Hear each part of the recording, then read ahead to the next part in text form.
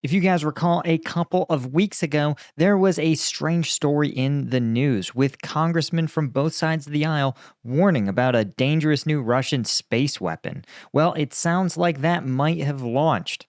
Yeah, might have. I know. We're going to break down this story and just what exactly is really going on and why the U.S. is so worried about it. I'm Paul, U.S. Army combat veteran. Let's crack into it. Okay, so this is the story again coming from the BBC. I mean, it's been reposted by just about every source on Earth, but U.S. is announcing that Russia has likely launched an anti-satellite weapon. And that's because this is kind of how intelligence works, right? You're never certain about something until it happens, right? So the U.S. would never be able to say that Russia definitely launched an anti-satellite weapon, likely until the thing is airborne or unless Putin were to publicly acknowledge its existence, or excuse me, not airborne, but deployed, like used. Unless like someone like Putin were to announce, we have this weapon. And even then, they could say, we're 99% sure he's not bluffing, but it's Putin. He might be bluffing. Okay. So likely is a term of art within the intelligence community. There's actually a number of phrases that reflect percentages of certainty or strength of certainty and strength of evidence. So likely is, well, more possible than not, right? It's the thing that most likely happened.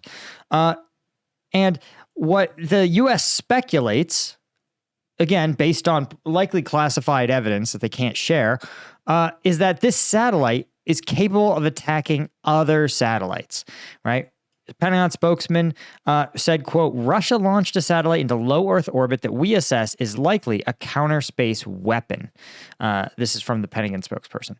And it was on the same orbit as a U.S. government satellite. He said Washington would continue to monitor the situation and had to be ready to protect its interest, which is an extremely vague phrasing because, as you guys likely know, the U.S. or space is actually subject to a treaty, right?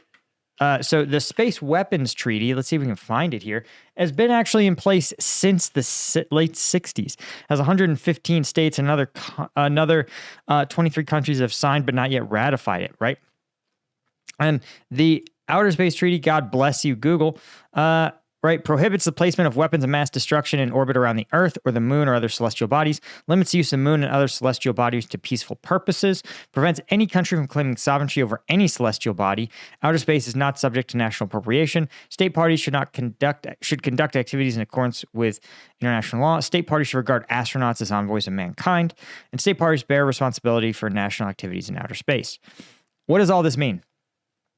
Overall, what this means, the key stuff to take away is limiting the moon to peaceful purposes, right? Which means that effectively you are, there can be no weapons deployed on any celestial body. That includes the moon or asteroids, right? And you cannot use them or repurpose them, right? The whole like an asteroid has been moved into the path of Earth. While problematic for a variety of reasons, it would actually be a violation of the Outer Space Treaty.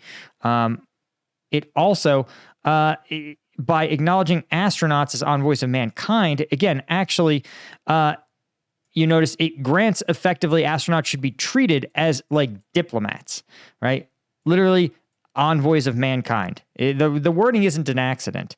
And that implies that just like if Russia and Ukraine went to war, they didn't, for example, bomb the Ukrainian embassy in Russia. And Russia did not bomb the Russian embassy in Ukraine. They treated their envoys with a level of respect. And so they said, listen, if you've launched a human into space, that human being is subject to everyone's protection because they are considered envoys of all mankind, right? So I think the important thing is that this is a gray area, right?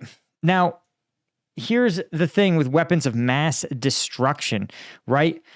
Is that if you detonate something in space, you end up with kind of a problem that is, I think if I have this right, it's called Kessler syndrome. And what happens is that the density, okay, so space pollution, right? is a problem. Why? Well, it's worse than regular pollution because it's not just satellites, right? Satellites are put in orbit deliberately. They have a specific function, and they oftentimes have an ability to be decommissioned, right? They have an ability to be pushed out of orbit and will burn up in the Earth's atmosphere, right? The problem that you have is when objects collide in space. What happens when they collide in space is that they explode. And you have tiny pieces of debris, right? Because they collide at very high speeds, sort of like it ends up having the kinetic energy of a bomb going off. And the reason that shrapnel in a bomb is so dangerous is because it's small, it has a lot of kinetic energy, and it moves at a high velocity, it can penetrate and destroy things. The issue then becomes that the Kessler syndrome is when there's so many collisions, they reach a critical mass. They produce a giant field of space debris, like a planet-sized cloud of little shotgun pellets.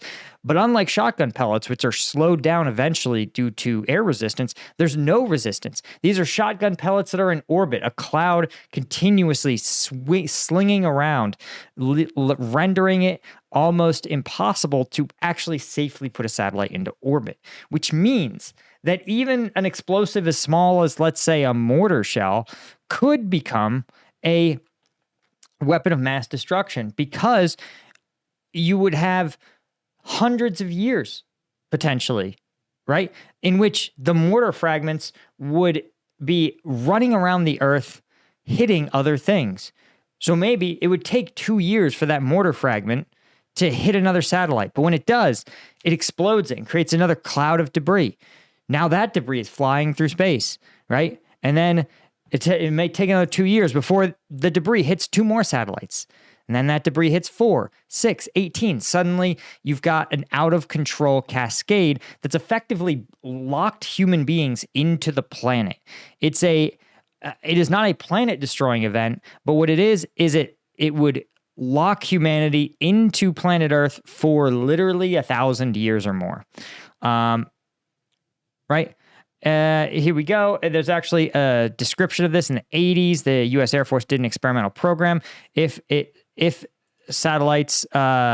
collide with satellites or other debris, and what they found, breaking up 1,000 kilogram spacecraft, right? Fragments larger than 1 kilogram would be created. Aggressive space activities with adequate safeguards could significantly shorten the time between collisions, produce an intolerable hazard to future spacecraft, which means you would not be able to send the spacecraft into orbit. The most environmentally dangerous activities in space include large constellations such as those initially proposed by SDI in the 80s, large structures such as a solar power station in Earth orbit, anti-satellite warfare systems being tested at the time by the USSR, US and China over the past 30 years. Such aggressive activities could set up a situation where a single satellite failure could lead to cascading failures of many satellites in a period much shorter than years. And that's one of the fears, right? As we know, Russia does not make very reliable weapons. This is a core problem, actually. We've seen this all over this channel, that Russian weapons have a pretty high failure rate, right? Look at their artillery, look at their armor, look at their entire military that was essentially a paper tiger, highly ineffective, deeply, deeply corrupt. And so, again, imagine they've taken basically a Russian mortar shell, like what I described, and put it into orbit. And put it in the tube and said, don't worry, guys. It's not going to go in the tube unless we get into a direct conflict with the United States. You'd say, you don't know that. Your weapon systems are terrible, right? That is probably one of the biggest issues. And of course, Russia's foreign minister trying to rely on a classic defense, the no you defense, said it's the United States. No, you're turning space into an arena for military confrontation. Unlike the United States that was able to pinpoint the date, time, and event and mission for the specific satellite that has done so, they just said no you. So a really difficult situation. And it sounds, again, like assessments further indicate, this is per the Brigadier General, the spokesperson for the Pentagon, indicate that the characteristics resembling previously deployed counter space payloads in 2019 and 2020. So I think they are retroactively saying, oh, we actually think Russia may have launched this weapon 2 other times, but we didn't know it. now we think those were actually also these weapons, right? Here's what I thought was most interesting. The satellite, designated as Cosmos 2576, was launched either May 16th or May 17th, depending on the time that you use. But what was interesting is that space analysts say it's tracking a specific U.S. satellite, USA 314. And I haven't looked this up, but I'm sort of curious to know what is USA 314. Oh, interesting. Look at this. You can actually look it up right here. So USA 314. All right. Really interesting stuff. Oh man, you can make your own satellite tracking list. This would be something that a more engaged hobbyist would be super into. But you can see it's got a NORAD ID code. It's got an international designation. You can see how hard we work to know what's in our skies. And that's because even if this satellite's purpose and its technology was highly classified, which I suspect it likely is, if you're someone, let's say you are a Starlink engineer, you're sending up a little Starlink satellite, it doesn't matter that this satellite's purpose is classified. You need to know where it is and how big it is so you can avoid hitting it, right?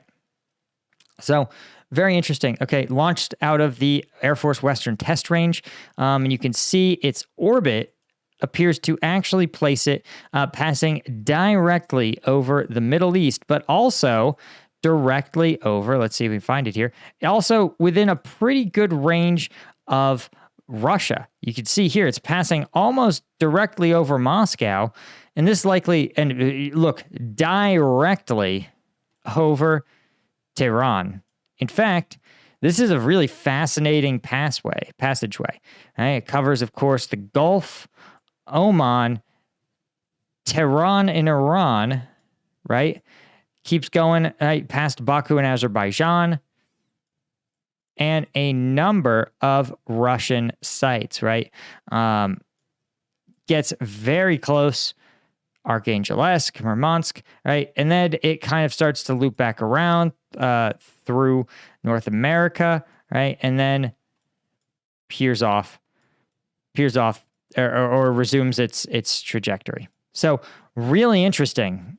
And it makes me wonder if Russia is actually doing Tehran a favor. Because it really, this satellite is clearly aimed directly at Tehran. And it likely is observing, if it's anything like the rest of the U.S. technology, it's probably reading the license plate numbers off of cars. So the fact that every so often they get ultra high res pics of Tehran, it may also pass over. You can see here, Nizhny Novgorod, also a square hit on that. So it makes me think that maybe there's some military installations here, but it's likely a military satellite and pretty clearly has an observation role. Very interesting stuff, guys. Anyway, if you are interested in getting the boost you need to get the advantage over your challenges, hopefully it's not the Iranian state, you don't need an anti-satellite weapon. You don't need to violate the law of war here. You just need a little bit of a boost from Strike Gum. Strike Gum is, of course, made here in the USA, right? I worked with the guys at Liquid Core. They're out of Denver. They're really cool. To make a zero sugar, 90 milligrams of caffeine, 100 milligrams of alpha GPC chewing gum, right? Refreshing mint flavor. This is all the caffeine of an energy drink, right? So if you're interested, join the thousands. I think we were over 5,000 orders, which is so cool.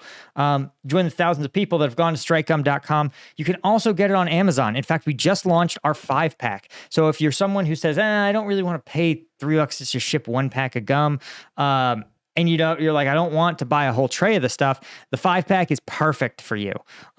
It's a great way to try it out, and it's on Amazon. We actually, believe it or not, have no reviews. So if you've purchased it and you think it's a 5-star product, man, leave us a review. You know that makes a huge difference on Amazon. There's so many competitors that are made in China with some no-name nonsense brand. We didn't. We spared no expense. We use natural caffeine. It tastes great. Everything else tastes like a caffeine pill that someone sprinkled mint on it. And I was like, we can't sell that, right? So again, it's a premium product. Help other consumers on Amazon know that this is the best energy gum on the market. So check it out, Amazon. Just search for Strike Gum Energy. That's all I had. Thank you guys so much as always, and I will see you guys over in the next one and on combatvetnews.com tomorrow. Cheers.